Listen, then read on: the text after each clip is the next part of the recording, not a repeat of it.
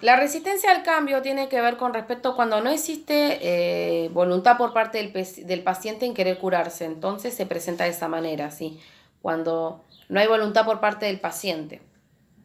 Ahora vamos a continuar con la resistencia para el psicoanálisis, donde esta va a estar manifiesta de una manera que se opone en, en querer tener un acceso al inconsciente. Entonces, cuando se intenta llegar al inconsciente, ¿sí? Se presentan ciertas resistencias.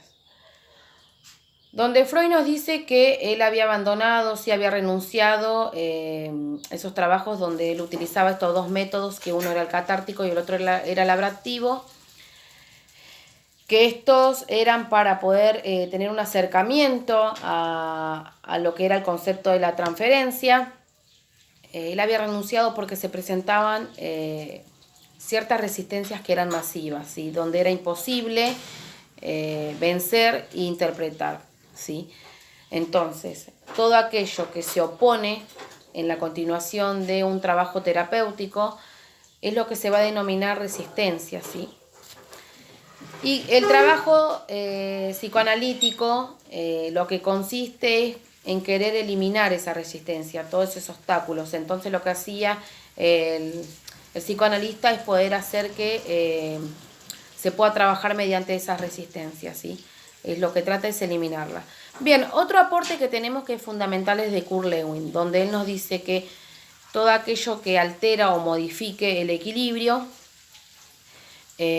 donde acá aparecen ciertos fenómenos que se oponen para que se pueda modificar. Entonces es lo que denomina cierta resistencia, donde nuestras conductas cotidianas son resultado de aprendizajes y adaptación, que cuando se intentan querer modificar esas conductas, entramos en peligro y puede ser que se dé de una manera difícil, ¿sí? Entonces ahí nos dice que puede ser que hayan ciertas resistencias.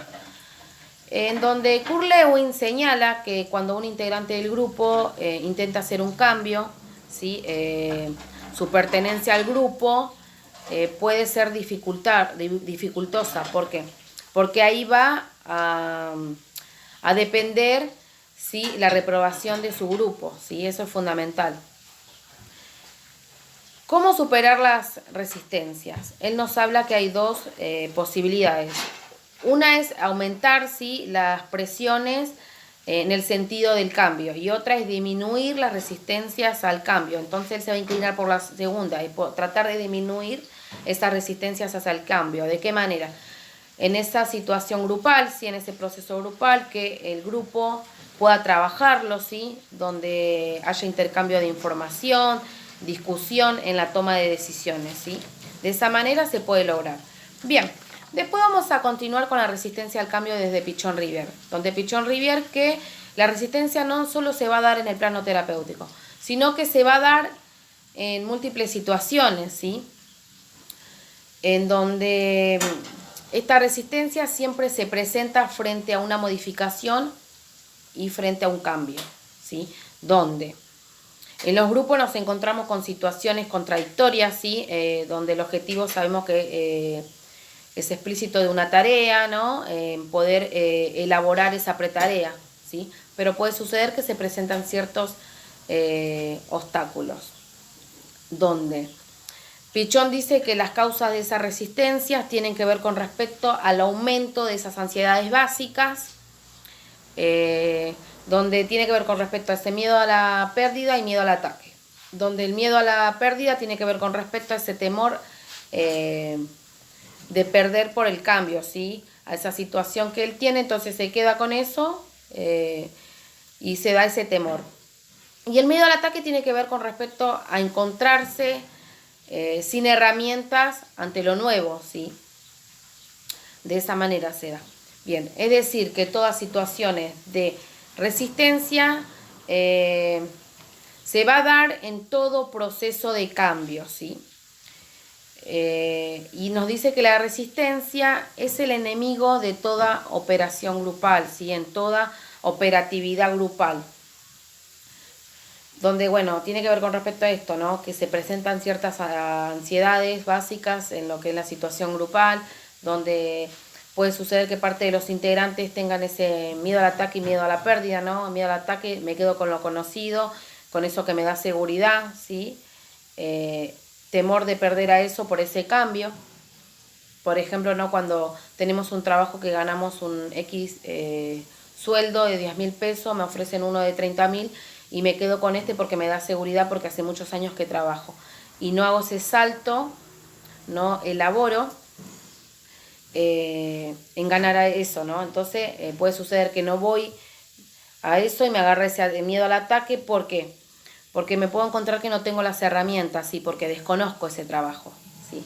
Bien, entonces encontramos lo que es la ansiedad grupal, ¿sí? Esa ansiedad que se va a dar en ese proceso grupal, que van a estar ligadas a 5 aspectos.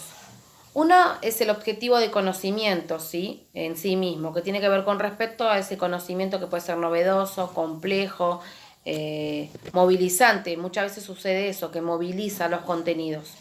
Ese conocimiento que uno va haciendo ese abordaje de ese objeto de conocimiento. Bien, después tenemos los acontecimientos personales que puede suceder acá. Que promueve esa identificación con los otros, ¿sí? Integrantes, y que puede haber ciertas emociones y que pueden interferir en la tarea. Por ahí algo que le suceda a uno de los integrantes del grupo, ¿no? Que se le muere un familiar, que está pasando por un determinado, por ejemplo, por ahí separación o algo así, entonces eso influye algo personal en la tarea del grupo, ¿sí? Bien, después tenemos los momentos evolutivos del grupo, que esto tiene que ver con respecto a esos obstáculos, ¿no? Cuando el grupo comienza, ¿sí? Entonces va a haber ciertos obstáculos evolutivos. Después tenemos las relaciones entre los integrantes, en donde, bueno, los grupos van a estar formados, ¿no? Por las personas mediante esa interacción que se va a dar, ¿no? Entre esa ida y vuelta, en donde, bueno, tiene que ver con respecto a esas relaciones que van a ir teniendo mediante sus diferencias, sus dificultades que van a tener, ¿sí? Donde mediante esos grupos va a haber ciertas depositaciones, ciertas transferencias, ciertas proyecciones, ¿sí? La tele, que va a estar mediante ese grupo, ¿no? Esa primera impresión de cuando yo veo al otro, que puede ser negativa o puede ser positiva. Negativa cuando hay un rechazo y positiva cuando hay una aceptación hacia el otro, ¿sí? En donde sabemos que la tele tiene que ver con respecto a la disposición que va a tener cada uno para poder trabajar. En donde Pichón es importante que nos dice que todo encuentro es un reencuentro, que tiene que ver con respecto que puede suceder que el sujeto, desde su subjetividad, hay ciertos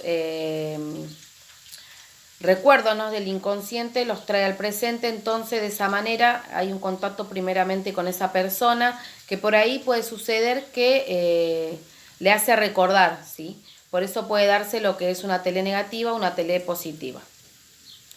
Bien, después tenemos la incidencia del contexto, que esto tiene que ver con respecto que estos grupos forman parte de un contexto tanto institucional y social, ¿sí? Donde acá es fundamental,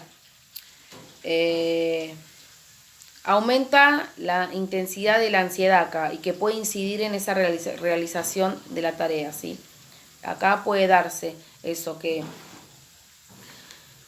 esos fenómenos acontecidos en los ámbitos 3 y 4, que tiene que ver con respecto a ese momento evolutivo, ¿no? Cuando uno comienza en ese grupo, las relaciones que se dan en los integrantes, entonces muchas veces puede suceder de que aumenta esa ansiedad, ¿sí? Y que pueden incidir en esa realización de la tarea.